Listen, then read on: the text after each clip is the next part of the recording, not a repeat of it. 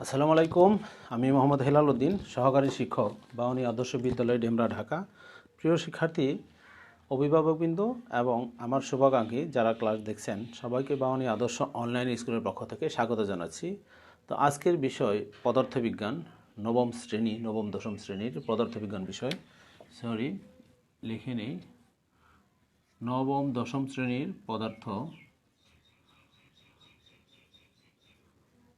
পদার্থবিজ্ঞান। তো আজকের আমার পাঠদানের বিষয় হলো আলোর প্রতিফলন। এই অধ্যায়ে আমি গত আরেকটা ক্লাস নিয়েছি, এটি হলো এই অধ্যায়ের দ্বিতীয় ক্লাস। আমরা বিভিন্ন সংজ্ঞা নিয়ে আলোচনা করেছিলাম, ফোকাস, দূরত্ব, বক্রতার ব্যাসার্ধ সম্পর্কেও জেনেছি। এবার ফোকাস, দূরত্ব, বক্রতার ব্যাসার্ধের মধ্যে কিছু সম্পর্কে নিয়ে আলোচনা করব এবং বিভিন্ন রশ্মিচিত্র সম্পর্কে ধারণা দেওয়ার চেষ্টা করব। তো ভালো থাকো সবাই, এই কামনায় শুরু করলাম। সবাই রেডি তো? আচ্ছা, এবার খেয়াল করে দেখো, একটা টপিকস নিয়ে আলোচনা করব আমরা। উত্তল দর্পণ এবং অবতল দর্পণ সম্পর্কে আমরা জেনেছি।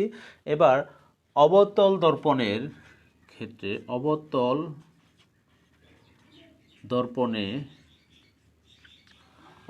দর্পণে ফোকাস দূরত্ব,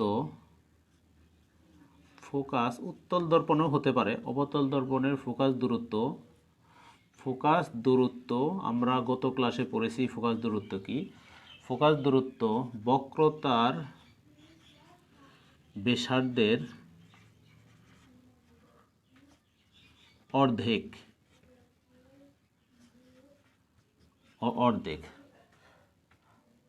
অবতল দর্পণের ফোকাস দূরত্ব বক্রতার ব্যাসার্ধের, অবতল লেন্সে বা অবতল দর্পণে ফোকাস দূরত্ব বক্রতার অর্ধেক, সেটি নিয়ে আমরা আলোচনা করব। এই জন্য প্রথমত আমার অবতল দর্পণ নিতে হবে।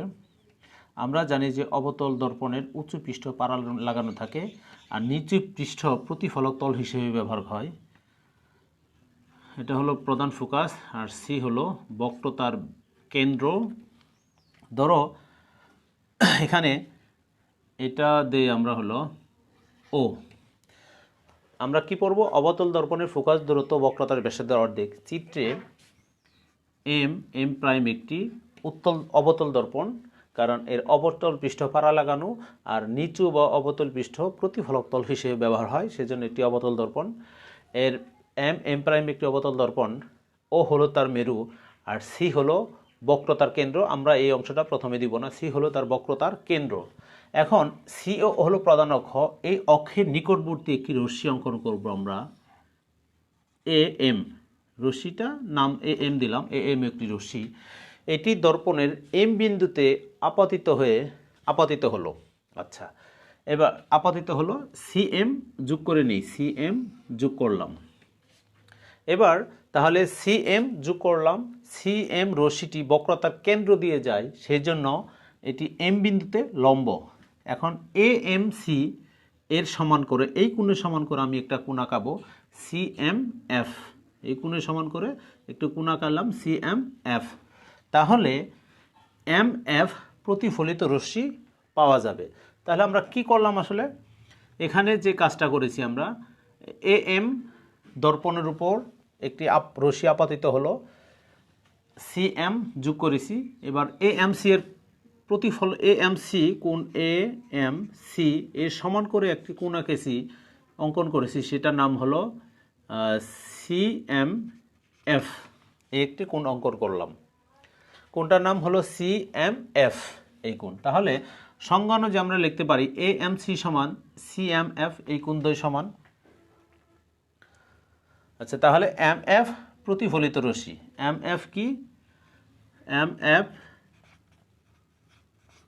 প্রতিফলিত রশ্মি হলো এম এফ, প্রতিফলিত রশ্মি এম এফ। এখন তোমরা খেয়াল করে দেখো যে এ এম সমান্তরাল সিও এবং সি এম তাদের ছেদক। খেয়াল করে দেখো, এ এম রশ্মি আর সি এম রশ্মি পরস্পর সমান্তরাল। এটি প্রধান অক্ষের নিকটবর্তী রশ্মি এ এম দর্পণের, অর্থাৎ দর্পণের উপর সিও একটি প্রধান অক্ষ, এর নিকটবর্তী এ এম সমান্তরাল এবং সি এম তাদের ছেদক। যদি সি এম তাদের ছেদক হয়, তাহলে আমরা লিখতে পারি যে কোণ এ এম সি কোণ সমান সমান কোণ এম সি এফ। কী কোণ বলে? অর্থাৎ এই কোণ আর এই কোণ সমান একান্তর কোণ বলে, একান্তর কোণ।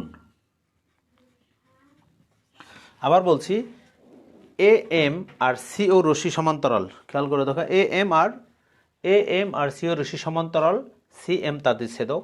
ছেদকের দুই পাশে কোণ সমান, এই কোণ আর এই কোণ সমান, তারা একান্তর কোণ বলে সমান। বা এ এম সির জায়গায় আমি কি লিখতে পারি? C M F. A M সির জায়গায় লিখতে পারি সি এম এফ সমান সমান কোণ এম সি এফ। তাহলে কি দাঁড়ালো? এখানে লিখতে পারি যেহেতু এ এম সি কোণ সমান সমান কোণ সি এম এফ। খেয়াল করে দেখো, সি এম এফ এই কোণটা সমান সমান এম সি এফ এই কোণটা। একটা ত্রিভুজের দুটি কোণ যদি সমান হয় তাহলে আমরা বলতে পারি এটি একটি দুটি কোণ সমান হলে বাহুও সমান। একটি ত্রিভুজের দুটি কোণ যদি সমান হয়, ওই কোণ সংলগ্ন বাহু অর্থাৎ এই বাহু সমান। তাহলে আমরা লিখতে পারি দুটি কোণ সমান হলে তাহলে সি এফ বাহু সমান সমান এম এফ বাহু বলা যায়।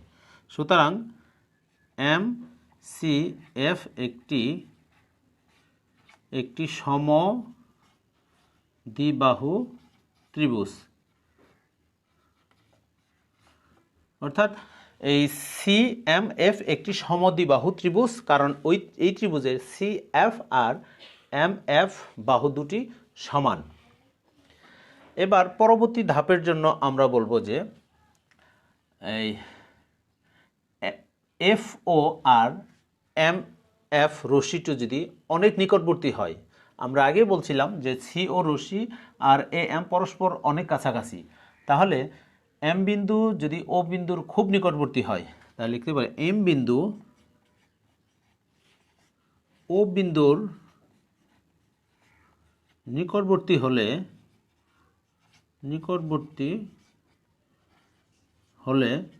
যদি নিকটবর্তী হয় অর্থাৎ এম বিন্দু ও বিন্দু খুব নিকটবর্তী হয়, তাহলে আমরা লিখতে পারি যে এম এফ সমান এফ ও আমরা লিখতে পারি। এম এফ সমান এম বিন্দু ও বিন্দুর খুব নিকটবর্তী হলে আমরা লিখতে পারি এম এফ সমান এফ ও লিখতে পারি। তাহলে সুতরাং আমরা লিখতে পারি যে সি এফ সমান এফ ও। সি এফ আর এফ ও যদি সমান হয় তাহলে এফ বিন্দু সি ওর মধ্যবিন্দু। তাহলে লিখতে পারি আমরা যে এই অংশে লিখি এফ বিন্দু সিও এর মধ্যবিন্দু, এফ বিন্দু সিও এর মধ্যবিন্দু। তাহলে আমরা কি লিখতে পারি? সুতরাং এফ ও সমান হাফ সিও। আমরা জানি যে বক্রতার ব্যাসার্ধ প্রধান ফোকাস দূরত্ব আমরা কালকে পড়েছিলাম যে মেরু থেকে প্রধান ফোকাস পর্যন্ত দূরত্বকে ফোকাস দূরত্ব বলে, এটাকে আমরা স্মল এফ দিয়ে প্রকাশ করি। স্মল এফ এই অংশটা হলো স্মল এফ, এবং মেরু থেকে বক্রতার কেন্দ্র পর্যন্ত দূরত্বকে বক্রতার ব্যাসার্ধ বলি, যে আমরা পূর্বের ক্লাসে পড়েছিলাম।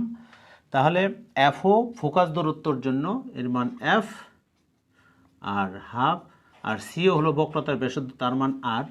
অর্থাৎ কি দাঁড়ালো? এফ সমান r/2, অর্থাৎ ফোকাস দূরত্ব বক্রতার ব্যাসার্ধের অর্ধেক। অর্থাৎ ফোকাস দূরত্ব বক্রতার ব্যাসার্ধের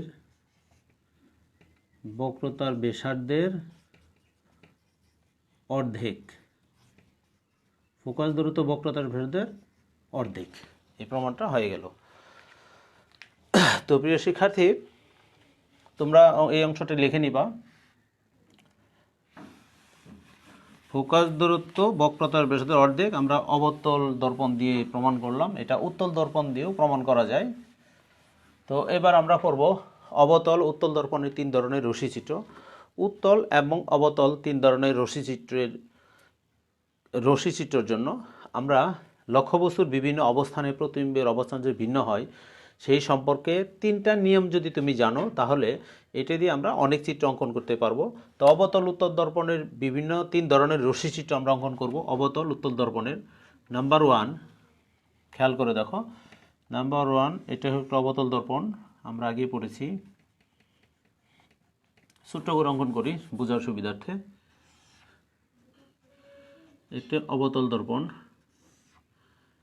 এটা হলো তার ও বিন্দু, এম প্রাইম একটি অবতল দর্পণ, এফ তার প্রধান ফোকাস, সি হলো বক্রতার কেন্দ্র। আচ্ছা, কোনো রশ্মি যদি বক্রতার কেন্দ্র দিয়ে যায়, কেন্দ্র হলো দর্পণের উপর লম্ব, কেন্দ্র হলো দর্পণের উপর, কেন্দ্র থেকে কোনো রশ্মি যদি আমি পরিধির উপর রাখাই তাহলে সেটা তার উপর লম্ব হবে দর্পণ এর উপর। তাহলে বক্রতার কেন্দ্র দিয়ে যদি কোনো রশ্মি দর্পণের আপাতিত হয় সেটি হলো দর্পণের উপর লম্ব, আবার ওই পথে ফিরে আসবে।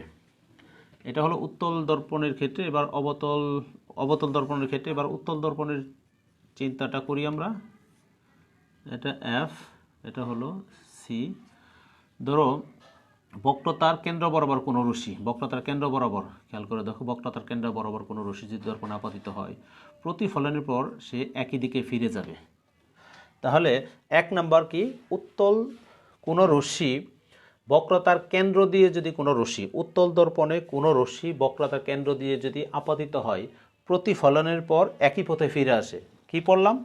উত্তল দর্পণের কোনো রশ্মি, উত্তল দর্পণের কোনো রশ্মি, গোলীয় দর্পণে লিখি আমরা যে গোলীয় দর্পণে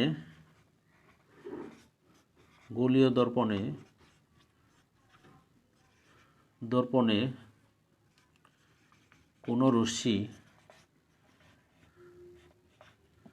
গোলীয় দর্পণে কোনো রশ্মি বক্রতার কেন্দ্র বরাবর আপাতিত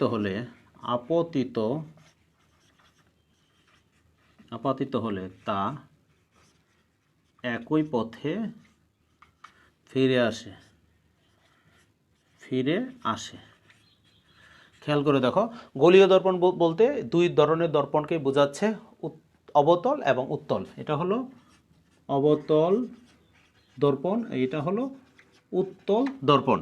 অর্থাৎ গোলীয় দর্পণ বলতে 2 ধরনের দর্পণকে বোঝাচ্ছে, যে গোলীয় দর্পণে কোনো রশ্মি বক্রতার কেন্দ্র বরাবর যদি যায়, প্রতিফলনের পর একই পথে, যে রশ্মি বক্রতার কেন্দ্র বরাবর আপাতিত হলে তা একই পথে ফিরে আসে, প্রতিফলনের পর একই পথে ফিরে আসবে। নাম্বার 2, যদি এমন হয়, এটা হলো মেরু, এম প্রাইম দর্পণ, এফ হলো প্রধান ফোকাস, সি হলো বক্রতার কেন্দ্র। যদি কোনো রশ্মি প্রধান অক্ষের সমান্তরালে দর্পণের আপাতিত হয়, প্রতিফলনের পর তা প্রধান ফোকাস দিয়ে যায়। এটা হলো 2 নম্বর নিয়ম। এটার ক্ষেত্রে অঙ্কন করে নিই আমরা। খেয়াল করো তোমরা, এটা এফ, এটা হলো সি বক্রতার কেন্দ্র। যদি প্রধান অক্ষের কোনো সমান্তরাল রশ্মি দর্পণের আপাতিত হয়, প্রতিফলনের পর প্রধান ফোকাস দিয়ে যায়। প্রতিফলনের পর কোথায় দিয়ে যাবে? প্রধান ফোকাস দিয়ে যাচ্ছে। এই যে দর্পণের আপাতিত হলো প্রধান অক্ষের সমান্তরাল হয়ে, প্রতিফলনের পর প্রধান ফোকাস দিয়ে যাচ্ছে। এটা মনে হবে প্রধান ফোকাস এফ থেকে আসছে বলে মনে হয়। তাহলে 2 নম্বর শর্তটা কি? প্রধান অক্ষের সমান্তরাল রশ্মি গোলীয় দর্পণে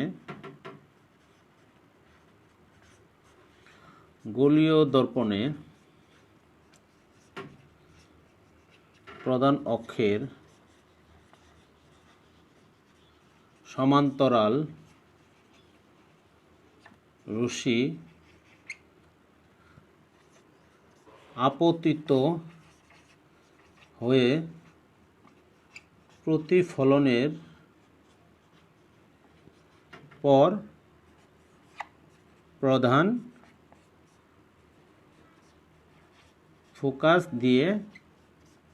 প্রতিফলনের পর প্রধান ফোকাস দিয়ে যায়। অর্থাৎ কোনো রশ্মি যদি প্রধান অক্ষের সমান্তরাল গিয়ে দর্পণে আপাতিত হয়ে প্রতিফলনের পর প্রধান ফোকাস দিয়ে যাবে, আর উত্তল দর্পণের ক্ষেত্রে প্রতিফলনের পর প্রধান ফোকাস থেকে আসছে বলে মনে হবে। এটা হলো নাম্বার 2। নাম্বার 3 হলো এই অংশের বিপরীত চিত্র।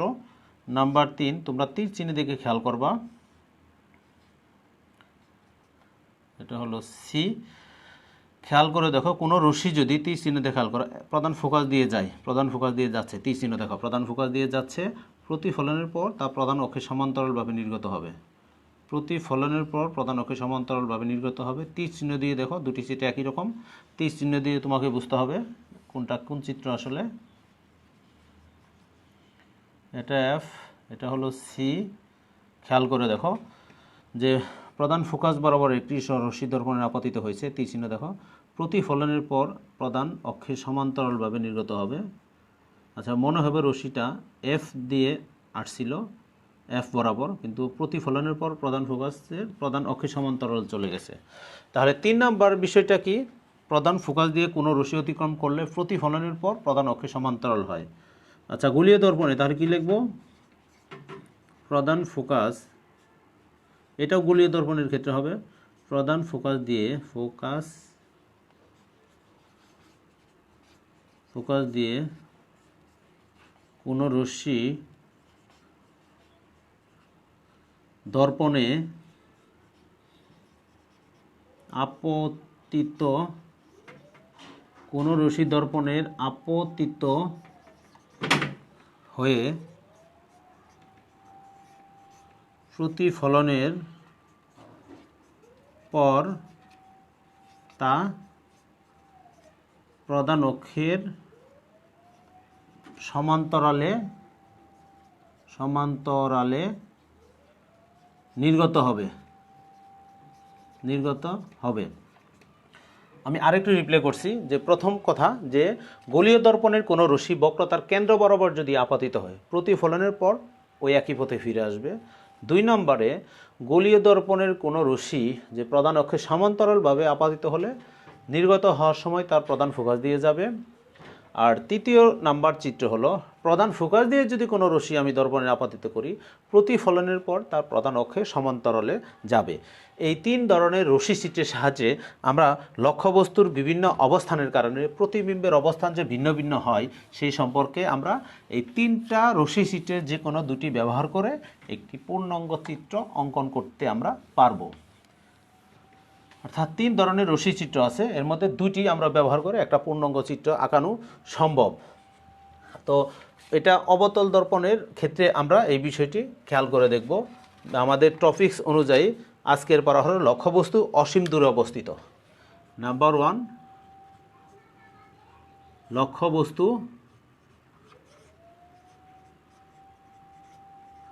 অসীম দূরে অবস্থিত।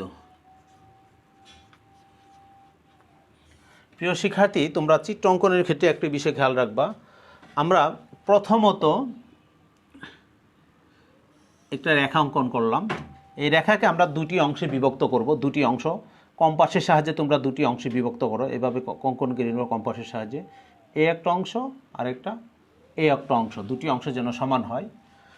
চিত্রে আবার বলছি, হাতে 2টি কম্পাসের সাহায্যে 2টি অংশ তোমরা অঙ্কন করে নিবা। এটাকে এই পাশেরটা কেন্দ্র করে তুমি একটা বৃত্ত আঁকাবা। এটি হলো তোমার অবতল দর্পণ। 2টি অংশ নিবা, নিয়ে অবতল দর্পণ অঙ্কন করে ফেলবা। আবার বলছি, প্রথমত একটি রেখা নিয়ে এখানে 2টি অংশে বিভক্ত করবা। এই অংশটাকে এটাকে কেন্দ্র করে তুমি একটি দর্পণ অঙ্কন করবা। আর এফ হলো প্রধান ফোকাস, অর্থাৎ এফপি আর সিএফ এর মধ্যবিন্দু হলো এফ, অর্থাৎ এফ বিন্দুটা হলো এই অংশের মধ্যবিন্দু। এই জন্য আমরা যদি কাটা কম্পাসের সাহায্যে চিত্রটা অঙ্কন করি তাহলে আমাদের রশ্মি চিত্র অঙ্কনের ক্ষেত্রে কোনো ধরনের সমস্যা হবে না। খেয়াল করো, লক্ষ্যবস্তু অসীম দূরে অবস্থিত। এখানে M1 একটি অবতল দর্পণ। একটু পরিচয় করে নিই। পি তার মেরু, এফ হলো প্রধান ফোকাস, আর সি হলো বক্রতার কেন্দ্র। তো লক্ষ্যবস্তু অসীম দূরে, অসীম দূরে লক্ষ্যবস্তু সাধারণত দেখা যায় না। অসীম দূরে লক্ষ্যবস্তু থেকে 2টি রশ্মি দর্পণের উপর লম্বভাবে দর্পণের উপর আপাতিত হলো আনতভাবে। আবার বলছি, অসীম দূরে লক্ষ্যবস্তু থেকে 2টি রশ্মি দর্পণের উপর তির্যকভাবে আপাতিত হলো।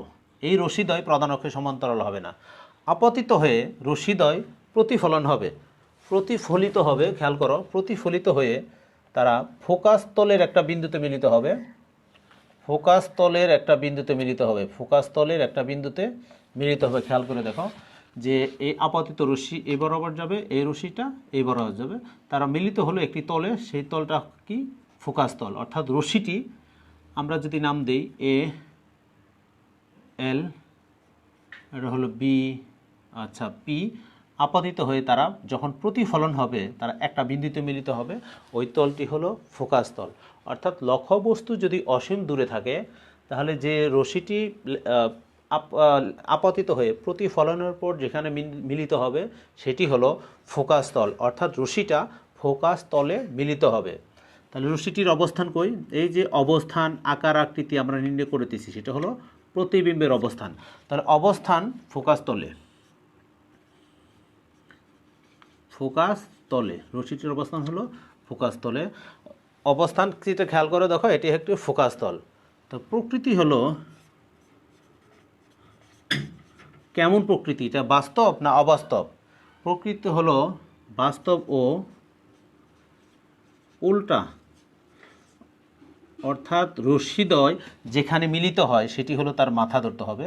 অর্থাৎ প্রতিবিম্বটা এখানে উল্টা হয়েছে, বাস্তব ও উল্টা। আকৃতি, আচ্ছা আকৃতি হলো লক্ষ্যবস্তু কোথায় ছিল প্রিয় শিক্ষার্থী? খেয়াল করে দেখো, লক্ষ্যবস্তু হলো অসীমে। আচ্ছা কোনো কিছু যদি আমরা না দেখি, অসীমে থাকে বলি, তাহলে আমরা মনে করি রশ্মিটি আসলে কত বড় ছিল, বস্তুটা কত বড় ছিল, এমনটি মনে করি না? না দেখা জিনিস আসলে অনেক বড় মনে হয়, অনেক কিছু মনে হয়।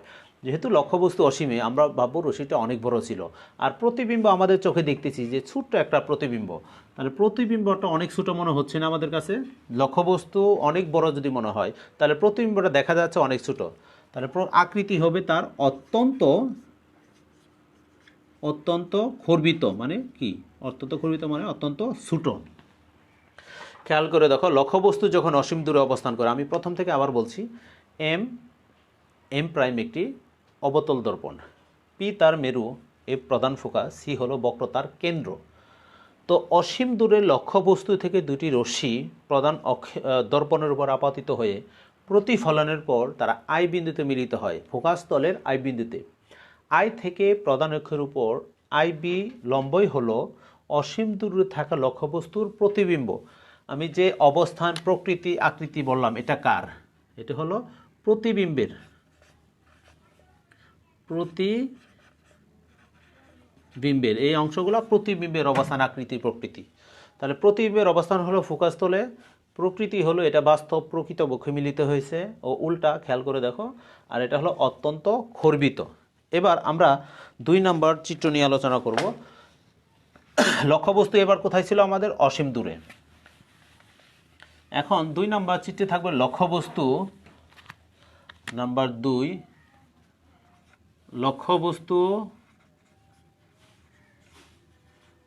লক্ষ্যবস্তু অসীম ও বক্রতার কেন্দ্রের, অসীম ও বক্রতার কেন্দ্রের মধ্যে। এটা হলো 2 নম্বর চিত্রে। খেয়াল করো, লক্ষ্যবস্তু কোথায়? অসীম ও বক্রতার কেন্দ্রের মধ্যে। আমি চিত্রটা অঙ্কন করে নেই। চিত্রটা আগের মতো অঙ্কন করবা তোমরা। প্রথমে একটা দাগ দিবা, এর 2টা অংশ তোমরা সমান করে কেটে নিবা, 2টা অংশ যেন সমান হয়। এই অংশটাকে কেন্দ্র করে তুমি একটি দর্পণ আঁকাবা। আমি বলছি লক্ষ্যবস্তু, এটা হলো সি, এটা হলো এফ প্রধান ফোকাস, আর পি তার হলো মেরু, আর এম প্রাইম দর্পণ। লক্ষ্যবস্তু আমরা বলছি কোথায়? অসীম ও বক্রতার কেন্দ্রের মধ্যে। এটা হলো বক্রতার কেন্দ্র। আর অসীম নিশ্চয়ই এদিকে, এটা হলো বক্রতার কেন্দ্র আর অসীম, এদের মধ্যে একটি লক্ষ্যবস্তু। ধরো লক্ষ্যবস্তু নাম দিলাম আমি এ ও বিন্দু। এ বিন্দু হলো লক্ষ্যবস্তুর শীর্ষবিন্দু অর্থাৎ মাথা, আর ও বিন্দু হতো লক্ষ্যবস্তুর পদবিন্দু। এবার আমরা যে 3টা রশ্মি চিত্র অঙ্কন করেছিলাম, 3টা চিত্রের যে কোনো দুটি ইউজ করে আমরা এটি পূর্ণাঙ্গ চিত্র অঙ্কন করব। তাহলে লক্ষ্যবস্তু হলো, আবার বলছি, এম প্রাইম একটি অবতল দর্পণ, পি তার মেরু, এ প্রধান ফোকাস, সি বক্রতার কেন্দ্র। প্রধান অক্ষের উপর লম্বভাবে অবস্থিত একটি লক্ষ্যবস্তু এও। লক্ষ্যবস্তুর এই বিন্দু থেকে একটি রশ্মি দর্পণে আপাতিত হলো, প্রধান অক্ষের সমান্তরালভাবে একটি রশ্মি দর্পণে আপাতিত হলো। আচ্ছা এমটা নিচে নিয়ে আসি, এম আপাতিত হয়ে, আমরা চিত্রে খেয়াল করেছিলাম যে প্রধান অক্ষের সমান্তরাল রশ্মি দর্পণের আপাতিত হলে প্রতিফলনের পর কোথা দিয়ে যায় তোমরা নিশ্চয়ই বলতে পারবে। তোমরা বলবে হ্যাঁ, প্রতিফলনের পর সেটি প্রধান ফোকাস দিয়ে যায়, অর্থাৎ রশ্মিটি প্রধান ফোকাস বরাবর অতিক্রম করবে, প্রধান ফোকাস বরাবর অতিক্রম করবে, আপতিত হয়ে প্রধান ফোকাস বরাবর অতিক্রম করবে। আচ্ছা, এই একটা অংশ, অর্থাৎ প্রধান ফোকাস দিয়ে প্রধান অক্ষের সমান্তরাল যদি রশ্মিটি আপতিত হয়, প্রতিফলনের পর প্রধান ফোকাস দিয়ে যাবে। আচ্ছা, আরেকটা বিষয়, যদি প্রধান ফোকাস দিয়ে রশ্মিটি যায়, ধরো প্রধান ফোকাস দিয়ে রশ্মিটি আপতিত হলো দর্পণে, আপতিত হয়ে প্রতিফলনের পর কোন দিক দিয়ে যাবে বলো তো?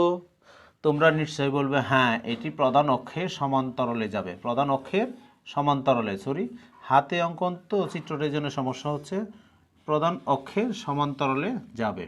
অর্থাৎ এটা এমটা এখানে দিই, এম প্রাইম রশ্মিটি দর্পণের এম প্রাইম বিন্দুতে আপতিত হয়ে প্রতিফলনের পর এম এল পথে যাবে, আর এটা হলো এম নাম দেই, আচ্ছা এম এন দিলাম, এম এন। রশ্মিদ্বয় এই বিন্দুতে মিলিত হয়, অর্থাৎ প্রতিফলিত রশ্মিটা এই বিন্দুতে মিলিত হয়, এই বিন্দুর নাম দেই আমরা আই। আই থেকে প্রধান অক্ষের উপর একটি লম্ব টানি আইভি, তাহলে আইভি হলো লক্ষ্যবস্তুর প্রতিবিম্ব। চিত্রে খেয়াল করো, আমি প্রথম থেকে বলি যে এ ও একটি লক্ষ্যবস্তু যা প্রধান অক্ষের উপর লম্বভাবে অবস্থিত। লক্ষ্যবস্তুর এই বিন্দু হতে শীর্ষবিন্দু থেকে একটি রশ্মি দর্পণে আপতিত হলো, তার নাম এ এম। আপতিত হয়ে প্রতিফলনের পর প্রধান ফোকাস বিন্দু দিয়ে এম এন পথে চলে যাবে। আর এই বিন্দু হতে আরেকটি রশ্মি দর্পণের প্রধান ফোকাস দিয়ে এম প্রাইম বিন্দুতে আপতিত হয়ে প্রতিফলনের পর তা প্রধান অক্ষে সমান্তরালভাবে নির্গত হয়। এই প্রতিফলিত রশ্মিদ্বয়, অর্থাৎ এই রশ্মি আর এই রশ্মিদ্বয় আই বিন্দুতে মিলিত হয়। এই আই থেকে প্রধান অক্ষের উপর আমরা একটি লম্ব টানলাম আইভি। এই আইভি হলো ও এ লক্ষ্যবস্তুর প্রতিবিম্ব।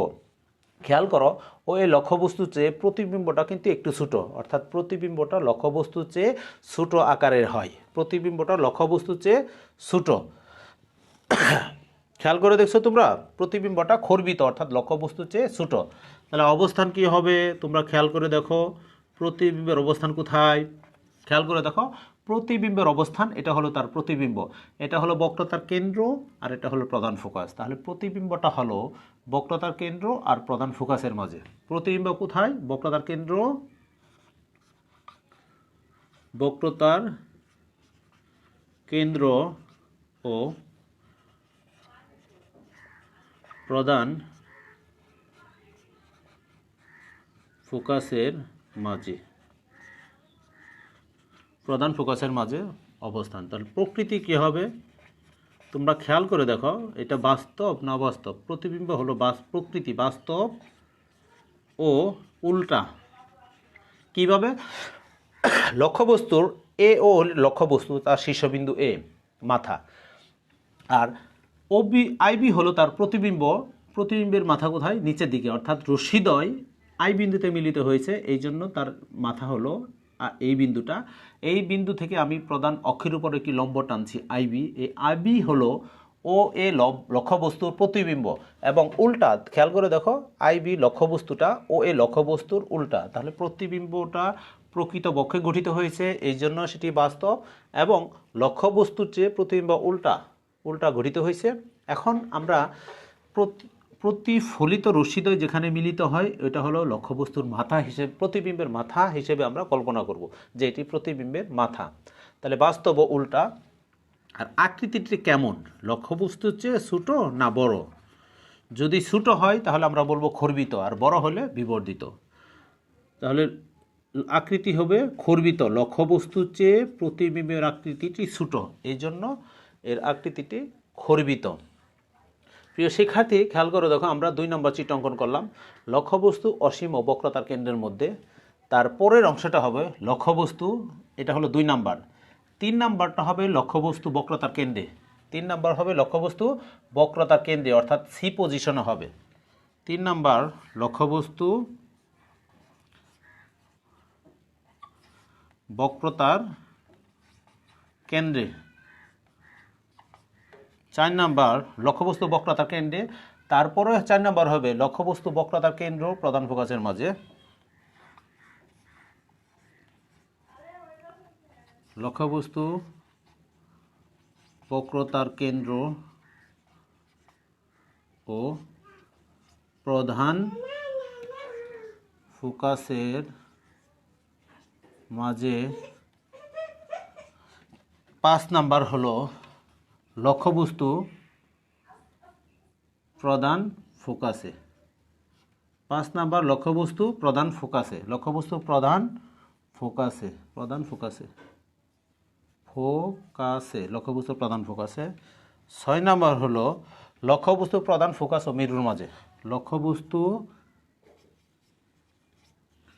প্রধান ফোকাস ও মেরুর মাঝে, প্রধান ফোকাস ও মেরুর মাঝে। তাহলে আমরা দুটি অংশ অঙ্কন করে দিয়েছি। এই নিয়মে পরবর্তী 4টি অংশ তোমরা বাসায় প্র্যাকটিস করবা। তারপরেও যদি সমস্যা হয় তোমরা আমাকে জানাবা, পরবর্তী ক্লাসে পরের অংশগুলো করে দেওয়ার চেষ্টা করব। তো প্রিয় শিক্ষার্থী, তোমরা চিত্র অঙ্কনের ক্ষেত্রে যথেষ্ট সতর্কতা অবলম্বন করতে হবে। দর্পণের বলেছি আমি যে প্রথমত আবার একটু খেয়াল করে দিই, একটি রশ্মি অঙ্কন করলা, এর দুটি অংশ কাটবা তোমরা, সমান করে দুটি অংশ তোমরা কেটে নিলা। তারপরে এই প্রথমটা এটাকে কেন্দ্র করে একটি রশ্মি বৃত্ত, এটাকে কেন্দ্র করে একটি বৃত্ত অঙ্কন করবা। অঙ্কন করলে দেখা যাবে যে এই অংশটা আর এই অংশটা সমান। তখন রশ্মিচিত্রের বিভিন্ন অবস্থানের কারণে চিত্র যদি অঙ্কন করো তাহলে ভুল হবে না, সঠিক ফলাফল তোমরা পেয়ে যাবা। তো আজ এই পর্যন্তই। ভালো থাকো, সুস্থ থাকো, গড়েই থাকো। পরবর্তী ক্লাসে অংশগুলো তোমরা বাসায় প্র্যাকটিস করবা, সমস্যা হলে আলোচনা করবা, পরে আমি সলভ করে দেওয়ার চেষ্টা করব। তো সবার সুস্থতা কামনায় এখানেই শেষ করছি। আসসালামু আলাইকুম ওয়া রাহমাতুল্লাহি ওয়া বারাকাতুহু।